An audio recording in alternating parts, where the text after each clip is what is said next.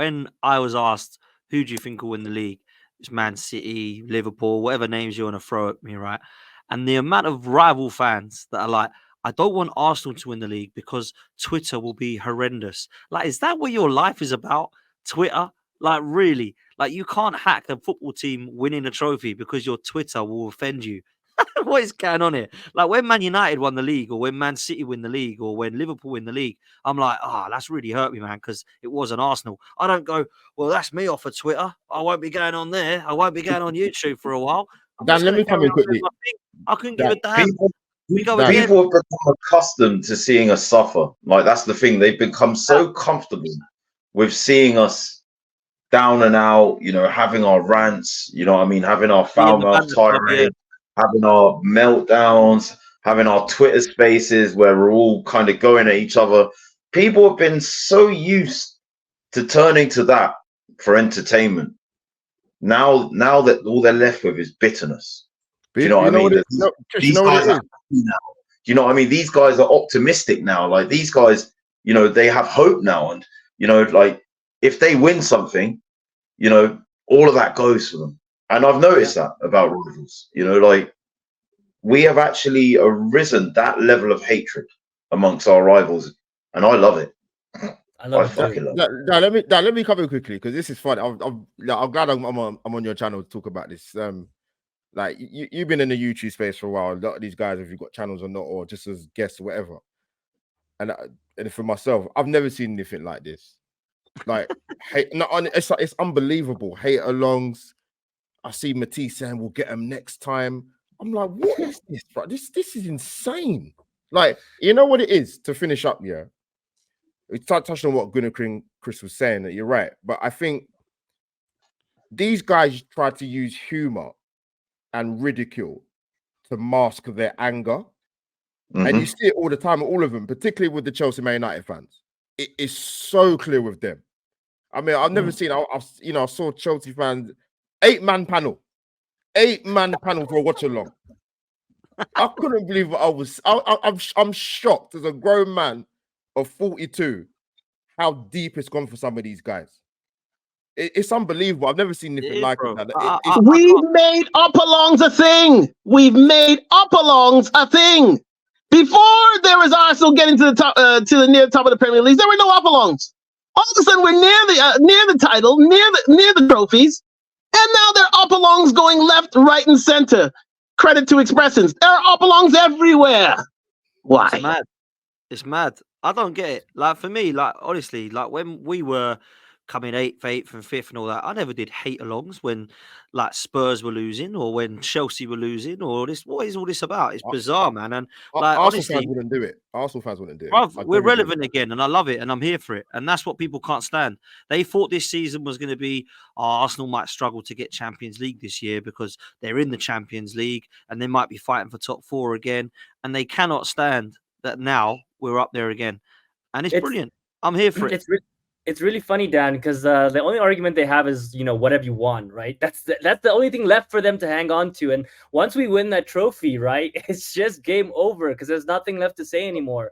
And I agree with the rest of the panel. I think a lot of rival fans just never, and I think we have to be honest. I think even we didn't see the way this script was going to play out. And, you know, for us to have just risen the way we have, you know, as Gunnar King mentioned, only spending 400 million, you know, we still don't even have a prolific striker. And this is what we are doing, right? You know, battering teams left, right, and center. Rivals just can't accept it. And I think Chelsea fans personally have just given up. I think they're just so bad that, like, they're just down in the dumps, really, because they just can't really be in any conversation, right? They know they have no legs to stand on unless they're going to flex one of their, you know, plate that it's not them competing against Man City and Liverpool, and it's Arsenal.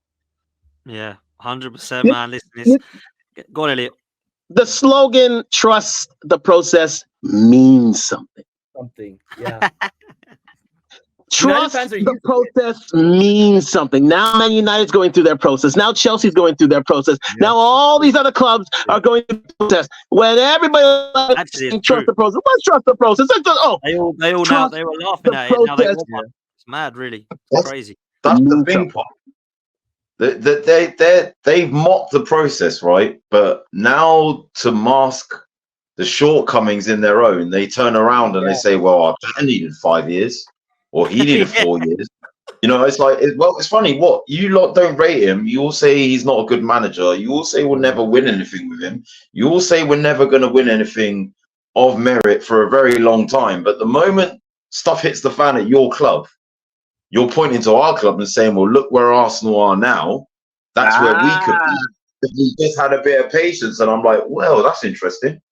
That goes against pretty much everything you've been telling me about Arsenal and Arteta for a very long time now. I had my concerns obviously about Mikel Arteta, and I've questioned it, and I always will be like, get over the line, please. Otherwise, there's going to be that kind of question mark, right? Yeah. But when I see rival fans, I'm like, you guys are so out of here. Like you are so away with it. Like I don't get, like Chelsea fans particularly, by the way, they're the ones that made me laugh. I mean, they've spent £1 billion and they still look worse. I mean, that is hilarious. And they're still coming at Arsenal and everyone. And do you know what I've noticed this season? What I've noticed more than any other season? Any player that plays well, he's better than Saka. Any player that plays well, he's better than Martinelli.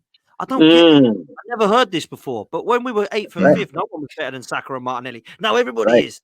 Everybody. Now, if Saka and Martinelli are the benchmark, they must be doing something well. Because the minute I don't even bring Arsenal into this, guys, right? Real talk. I will say, God, that Kudus has played well, hasn't he, for West Ham? Better than Saka. Oh, hang on a minute. I didn't mention that. I just said he's playing well. You know, next minute, that Soberslai, when he started, that Soberslai, better than Havertz, isn't he? Better than Havertz. Actually, this season, I don't know if he is, if I'm honest with you. I don't know where he's gone for the last 3 months. I haven't seen him. Then you go on the We are the standard. We are now the standard. They must be the in the Premier League. We are the gold standard now. They don't like that.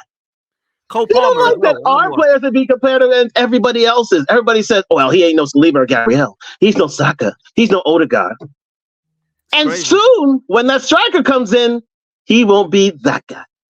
So I just want to add one more thing to fuel the fire. Imagine hate watching and then seeing on TV that we're emptying stadiums in the first 20-25 minutes. It must be ridiculous, right? Because you're sitting there just really hoping, and within like 15-20 minutes, it's 3-0. You know, the away fans are just leaving the stadium. Like, I've never seen something like that before, really. I mean, even... And you know what, what I loved as well, right? So, and I love these two people with all my heart. They're great lads, right? I have Saeed and Matisse on a watch-along, ringing each other up during the penalty shootout. And then Saeed turns around to Matisse and goes, I've just wasted 4 hours on stream. Good. Yeah. Shame. That's what you get. I want to add a caveat to all this because I think it's great. You know, it's so like that we're all positive and we know that we're a good team, but at the end of the day, we do need to win something, right? Yeah, 100%. You know, I don't. As I said earlier, it doesn't take away anything that we've done because I'm so happy of where we are. But at the end of the day, as Dan said, like we do need to cross that line, even if it's just once. That's all I'm really hoping for, right? So I think once we do that, all these conversations, all these rivals, like the respect is going to be there, right? And I think it's going to be higher than a Man City treble or whatever because they bought their way there. We know that. We earned our way here. You know, we earned our way to this table, and I think that's something to be really proud about. But at the end of the day, you know, a lot of people in the comments are saying, oh, you know, you guys are over positive and stuff. Yeah, we're going to be. You know, we've suffered for many, many years, taking beatings, as Gunnar King said, 8-2, 6-0, 6-3. We've been through it. I've been, you know, going to school as a kid and going through university with my Arsenal shirt and just getting made fun of consistently. And now I'm at a point in my life where, you know, I'm supporting a team that's one of the best teams in the world. We're gonna be positive. I mean, you can't shy away from that. But at the end of the day, we do still need to win something. And I'm still giving Arteta at least this season and next season. 100% we need to get across the line. Listen, to close the show, because we are running out of time, I just want to do this as a group. Lots of talks about strikers and midfielders. So let's just stow there. Yeah, we might need another defender and a cover for Saka. But let's talk about the two positions that clearly we're massively linked with. I'm hearing in midfield that there's links with players like Zubomendi and other players like that. Up top, we've been linked with Ivan Toney for God knows how long. But now it's looking like that might not happen, and it might be an Osimhen or even a Victor Gyökeres over at Sporting Lisbon. What are people's thoughts on this? Because there's a lot of people saying that there is a massive striker gap. Some people are saying if we get a midfielder in, depending on who it is, they might not even start if Partey does stay, because Partey, Rice and Odegaard will be the starting 11. I'll open the floor, man. Whoever wants to start. What two players would excite you in those two positions as a striker and a midfielder? I'm happy. Yeah, I'm happy to start. I think we all know that the two main positions for me is striker and the left eight. I think for me, Havertz, it's we've each proven that it's not for him. Maybe in some games, but I really don't want to see it anymore. It's obviously that he needs to be playing in the striker role. We see what he can add to the team, and I think we forget to say that we still need a backup for Saka at right wing. It's not so important. That guy probably is not going to get that many minutes because we know Saka plays a lot of minutes, but it's important to still fill that gap and probably another defender. For me, Frankie De Jong. Oh my God, if we get Yeah, him, that's oh the one I my want. Oh, please, God, The please, one I want, please, man. please, Dion, please. Yeah, I that's the mean, one I that would want. be one of the biggest and most powerful midfields. Like when we're talking about Champions League and stuff, what can you say? We're gonna be up there competing with the best of the best, with the best midfield. We already know we have the best defense. And then the final piece for me is, whether it's Osimhen, Gyökeres, Ivan Toney. I think Ivan Toney is a safe bet because he's not gonna cost that much. He's 50 million. I think he can do well in this team. A lot of people saying, this last patch since he's come back. Look, guys, he's playing for Brentford. Look at Havertz playing for Chelsea and look at Havertz playing for Arsenal. It's different. I'm not saying it's gonna work 100%, but it's a safe bet, right? If you're thinking like 50 million, he's Premier League proven, he's an English player, international. I'm not saying he's the one that I want, but I wouldn't shy away from it. So for me, it's a striker, and if we get Frankie De Jong, Dan, you mentioned the player from Real Sociedad. I think he has a release clause. Mendy. Apparently, Zubimendi. Zubimendi, apparently we've already agreed, but there's going to be a lot of transfer rumors coming into the next few months. I think before the league is done, we really honestly can't be talking about concrete names because we don't know how much we really have in the bank, and two, if we win the Champions League and Premier League, the pool that we have next season, although I already think we have that pool right now, even if we don't win anything, I still think we have a lot of pull. But if we do win, we're going to be at the top of the food chain, and players are going to want us. Forget us wanting other players. Players are going to say, hey, you know what? I want to come to Arsenal. And we saw that with Declan Rice. And look at how this team is transformed. He made an absolutely great decision. He saw what Arsenal was doing and say, you know what? I'm going to be the center of that midfield. I'm going to go to Arsenal over Man City. And look at where we are. So, yeah, for me, striker and the left eight. Yeah, listen, I'm with you. For me, the two that would excite me and make me think, wow, would be Victor Osimhen and Frankie De Jong. They're the two that I look at and go, wow. Yeah. Now, I understand that both of those are risks, but if you look at the players and what they've done in the last 18 months to 3 years, I think, wow, you're banging in goals, you're controlling midfields, you're an unbelievable ball carrier, De Jong. You know where the goal is, Osimhen. You're a beast of a player. I think those two players would make everybody go, oh dear, Arsenal are serious. Albert. Dan, glad you came to this. De Jong, I wouldn't complain about, but let me say something. I've said this for quite a while now. Bring Victor Gyökeres to the red carpet. Yes, now, I watched him play. I like it, man. I watched him play. I watched him play for Coventry in the Sky Bet Championship. Very impressed with what I saw. Tom White's a Sky Bet guru, said he loves Victor Gyökeres. Got the move to Sporting Lisbon. Has been phenomenal goals, assists. Now people will go, yeah, but that was the EFL and it's the Premier League. Strikers have to start somewhere. The likes of Suarez came to this country, Aguero, Van Nistelrooy. If people remember back in the day, even a certain Kevin Phillips came up for Sunderland in the early noughties. Yep. First Yep. season in Premier League, 30 Premier League goals. If you know how to put the ball in the back of the net, you can. Victor Gyökeres, nothing against Osimhen, it's for the Nigerian, nothing against Tony Watkins. Gyökeres is the man. Trust me. Market too. Wow, interesting, man. Because a lot of people have been talking about this guy, and I like the look of him, man. Go on, Chris.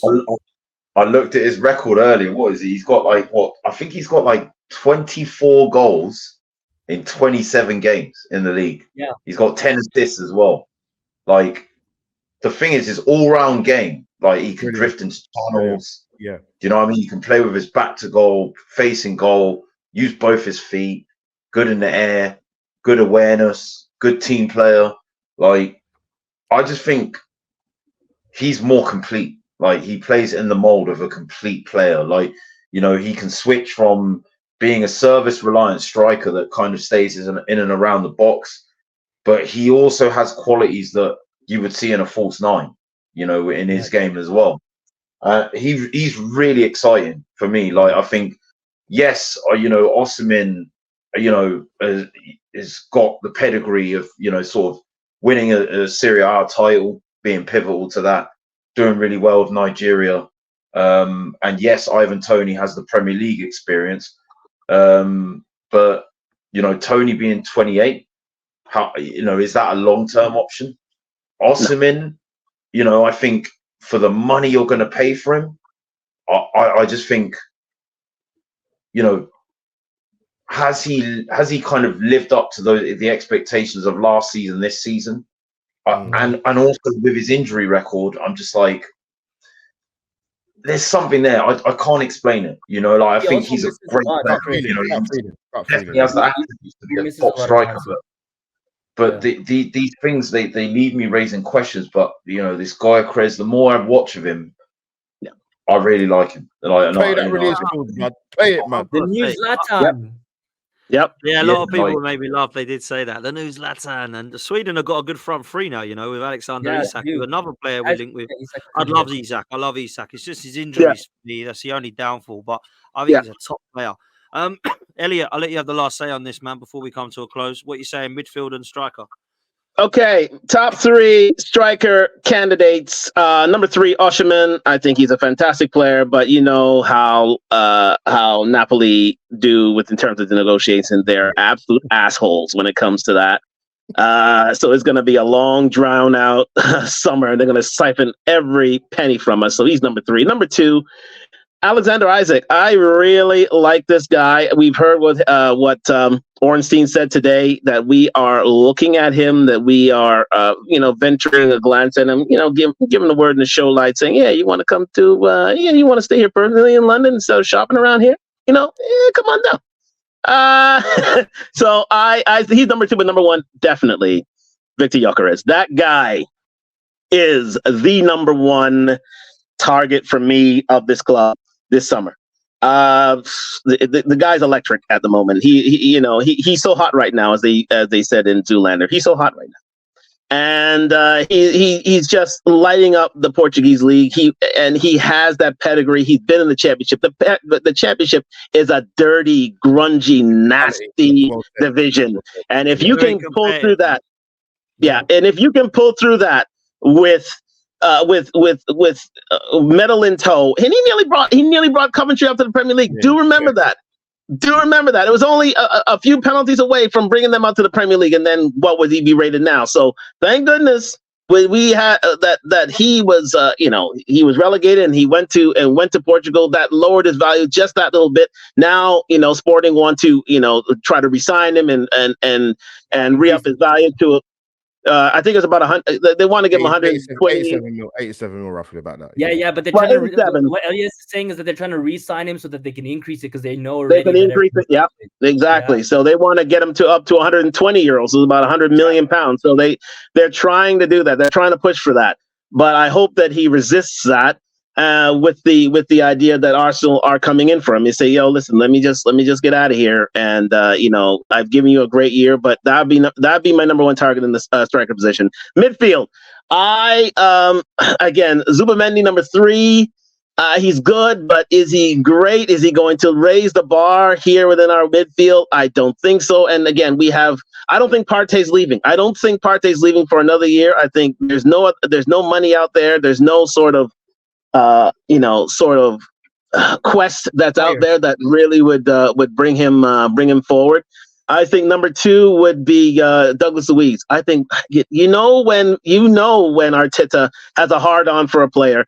Pause. When Arteta has it in for a player, that he will stick around him to the death, and he still has a love affair with Douglas Luiz, and I do not see him giving up that quest. But number 1 for me, Nigel de Jong. All I'm asking for Barcelona to do is put Nigel de Jong in the room with Mikel Arteta. Give him an hour. Have him have a chat with him. Let him outlay his plan for him. Let Edu, chime in from time to time in the conversation. But yeah, let Arteta run the meeting. See if we don't get Nigel de Jong then. That's why I think, with Nigel de Jong in our midfield, being that left 8, we will be unstoppable for the next 4 to 5 years. I mean it. Imagine a Rice, Odegaard, and de Jong midfield. It is mouthwater. We will run this league from pillar to post. I'm dead serious on that. So those would be my midfield and my striker targets. So no one going for Paulinho from Fulham? Is that just dead in the water? No one wants him anymore? I love him. I think he's fantastic. I think he'd also be a good option, because he'd be a good option. He'd be in my top five. He'd be in my top five. Yeah. I do think for me, Frankie De Jong for me is my number one in midfield, and then up top, one of the victors. Yeah, one of the victors. Gyökeres. I don't know. Listen, I like both of them, man. I think Gyökeres has done really, really well. I think Osimhen, people forget like now that he's not because he's not on the same season he was last season. Everyone's like, nah, but actually, this guy is talented, man. Shout out to Fofana. Shout out to Fofana. That kid. Yeah, you know what? Yusuf Fofana, I'm a big fan of. Big fan of. And Kefren Big Turam, fan. very good player. Zubimendi's more of a Jorginho party type player. I'm not sure if we keep both of them that we're going to need another one, but maybe one of them's going. I don't know that yet, but that's where I'm at. Look,